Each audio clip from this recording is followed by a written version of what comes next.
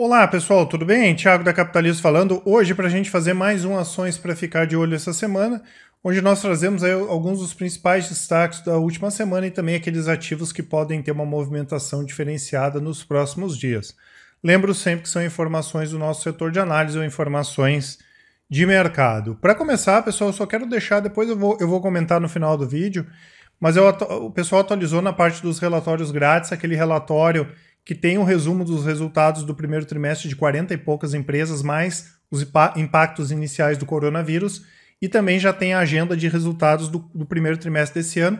Lembrando que a divulgação começa na próxima sexta-feira com a antiga Hipermarcas, agora Hiperafarma, divulgando os seus números, e a gente deve fazer um trabalho parecido também, né, fazendo pelo menos um resumo dos resultados por relatório, e vai fazer algumas lives aí também nos próximos dias, já para comentar a respeito, né? O primeiro trimestre não foi muito impactado em relação a essa questão do coronavírus, mas a gente pode ver sim já as empresas adiantando alguma coisa do segundo trimestre. Então, para começar aqui o nosso Ações para ficar de olho, deixa eu só abrir aqui, a gente já começa. Iniciando com o cenário macroeconômico e político no Brasil e também ao redor do mundo. Nos Estados Unidos, o Donald Trump apresentou um plano com etapas, um programa com etapas para normalizar a situação do país já no mês de maio, em função da questão das quarentenas, né? Mas deixou claro que a decisão de retomada das atividades vai caber sim aos governadores.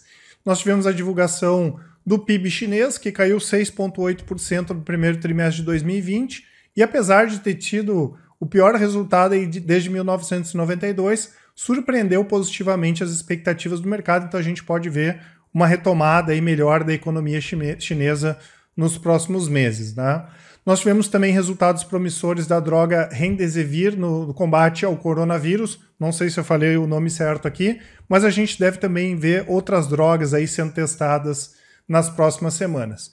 Enquanto isso, o Banco Mundial divulgou as suas projeções de crescimento para o país. A expectativa é que a atividade econômica do Brasil encolha pelo menos 5% esse ano, e vai ser um dos piores desempenhos entre os grandes países latinos. Se confirmado, pessoal, essa projeção do Banco Mundial, essa vai ser a maior recessão que o Brasil vai enfrentar em pelo menos 120 anos. O que esperar é para a próxima semana?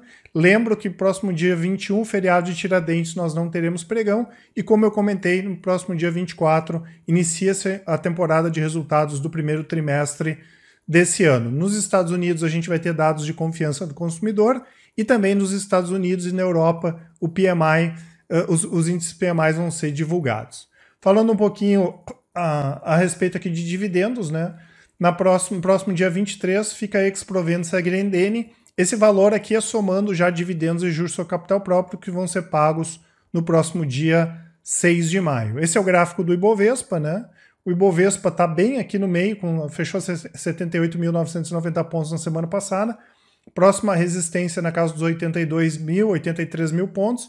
E o próximo suporte lá na casa dos 69.600 pontos. O Ibov fechou a semana com alta de 1,61 e no ano cai 31,7%. Alguns destaques de alta e de baixa: PetroRio caiu 11%, Banco Inter, a Unity caiu 8,93%, Direcional 6,9%, Cielo 6,21% e BR Distribuidora com baixa de 5,2%. Principais destaques de alta: Oibre, a ordinária, né, subiu 29,4%, Braskem 28,9%, Via Varejo 25,8%, Iochpe Maxion 15,4% e Natura com alta de 15%. Sobre Braskem e Oi, nós tivemos alguns bancos de investimento alterando as recomendações nas empresas de maneira positiva, e ainda no caso da Oi, pessoal, na última semana teve uma reunião entre analistas do Santander e executivos da TIM.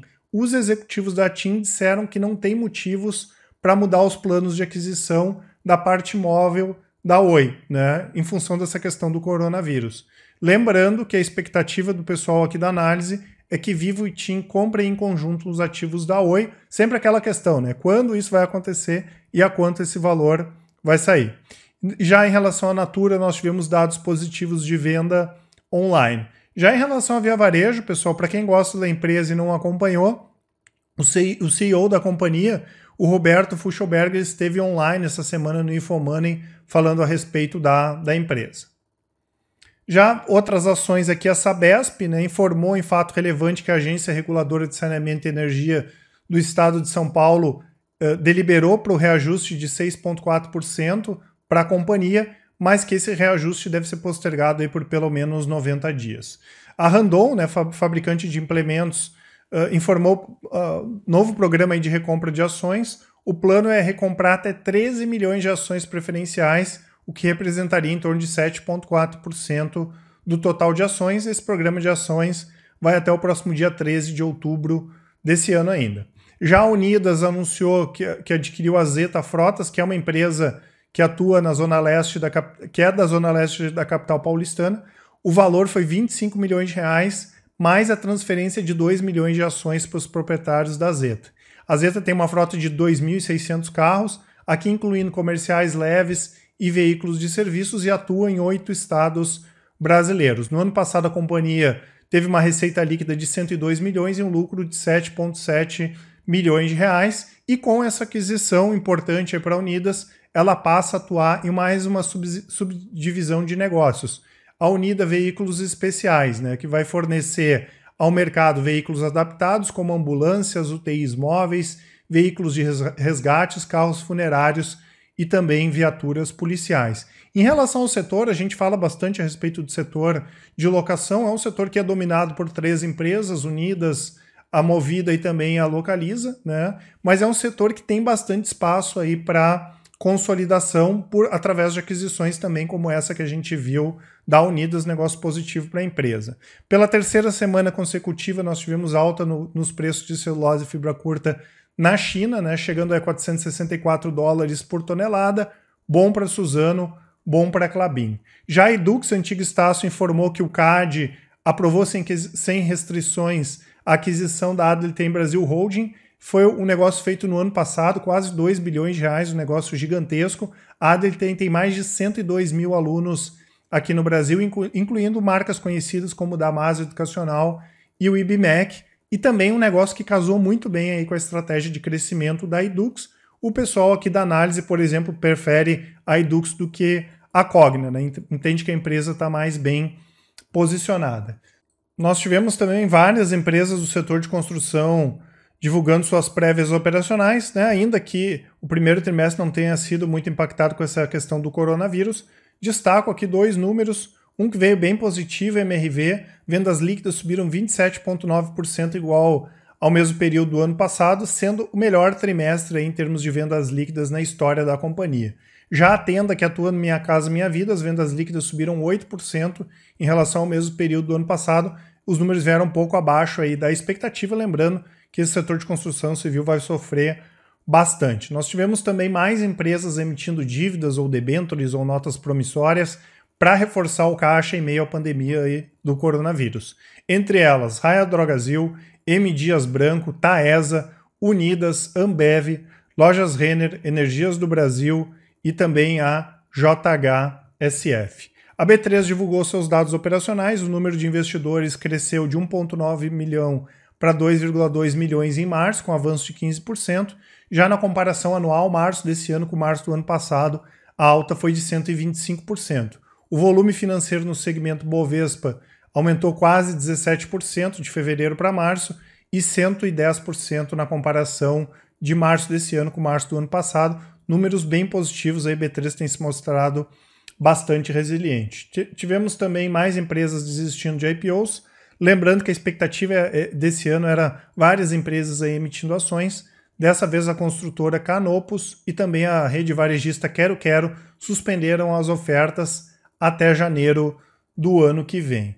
Apesar já falando um pouco do setor de distribuição de combustíveis, as empresas, incluindo aqui Cosan e BR Distribuidora, já vêm observando alguma melhora aí nos últimos dias, mas aqui a gente percebe, né, como esse setor sofreu muito, né, com impactos do coronavírus. Se pegar os números das últimas 4 semanas desde o início das quarentenas no Brasil, a Raízen Combustíveis teve uma forte queda de vendas, né? Gasolina e etanol caiu 50% e diesel 25%. Já no segmento de aviação, a queda foi ainda maior e a demanda chegou a cair mais de 80%.